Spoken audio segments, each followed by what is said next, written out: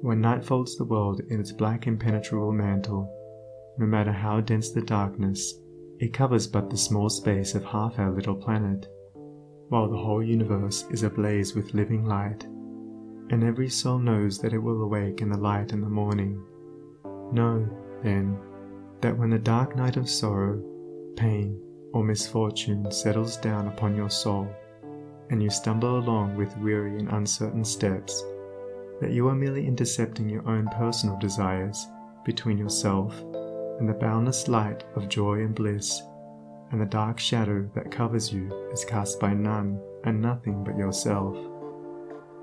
And just as the darkness without is but a negative shadow, an unreality which comes from nowhere, goes to nowhere, and has no abiding dwelling place, so the darkness within is equally a negative shadow, passing over the evolving and light-born soul.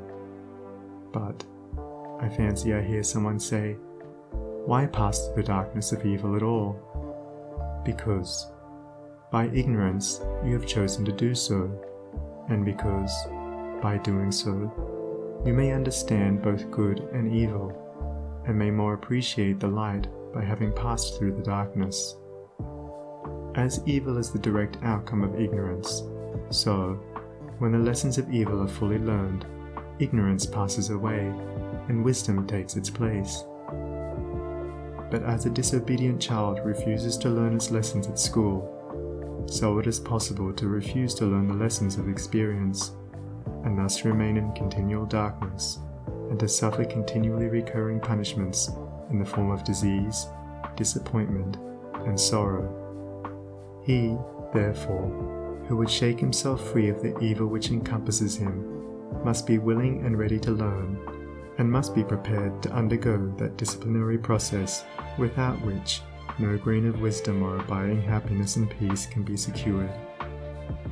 A man may shut himself up in a dark room, and deny that the light exists, but it is everywhere without, and darkness exists only in his own little room. So you may shut out the light of truth, or you may begin to pull down the walls of prejudice, self-seeking, and error which you have built around yourself, and so let in the glorious and omnipresent light.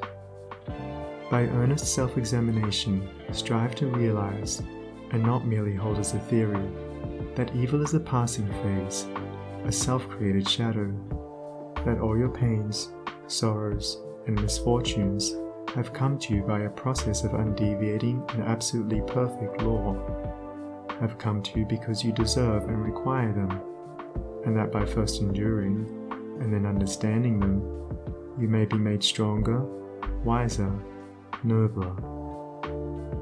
When you have fully entered into this realization, you will be in a position to mold your own circumstances, to transmute all evil into good, and to weave, with a master hand, the fabric of your destiny. What of the night, O watchman, seest thou yet? The glimmering dawn upon the mountain heights, the golden herald of the light of lights. Are his fair feet upon the hilltop set? Cometh he yet to chase away the gloom, and with it all the demons of the night? Strike yet his darting rays upon thy sight? Hearest thou his voice, the sound of error's doom? The morning cometh, lover of the light. Even now he gilds with gold the mountain's brow. Dimly I see the path whereon even now his shining feet are set toward the night.